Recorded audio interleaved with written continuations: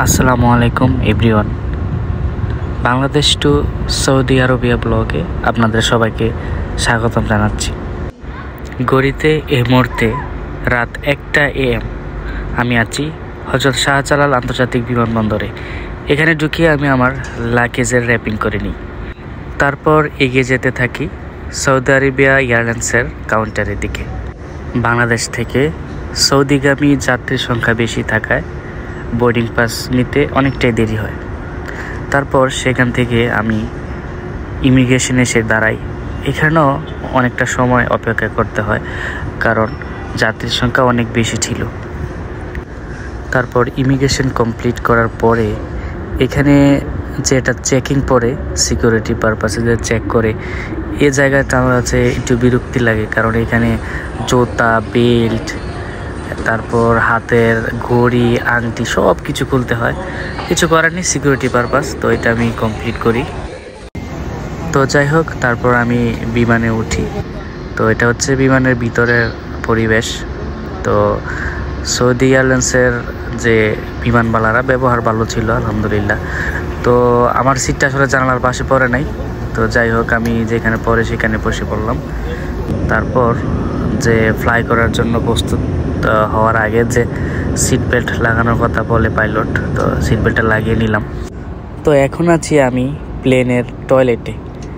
সবাই তো বিমানের ভালো খাবার দাবার এটা সেটা দেখা, আমি ভাবলাম যে আজকে আপনাদের বিমানের টয়লেট দেখাবো। তো যাই হোক, ঢোকার পরে আপনি এখানে লকটা লাগিয়ে নেবেন। খবরদার, লক যদি না লাগান তাহলে খুব বিপজ্জনক।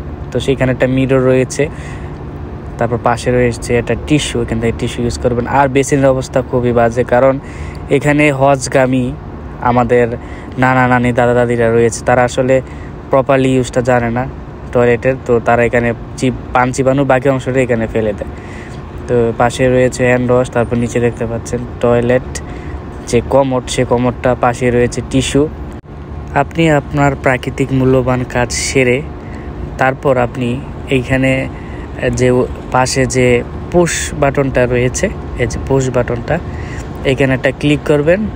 বাস তাপ করে সব কিছু আপনার টান দিয়ে একদম ফ্লাশ করে নিয়ে যাবে। তারপর এখানে উপরে রয়েছে, আপনি যদি যে বেবি কেয়ার বা বাচ্চাদের যে আপনার ডাইপার, তারপর বিভিন্ন বাচ্চাদের কাপড় চোপড় যদি চেঞ্জ করার প্রয়োজন হয়, তখন তাকে এখানে শুইয়ে আপনারা চেঞ্জ করে নিতে পারবেন।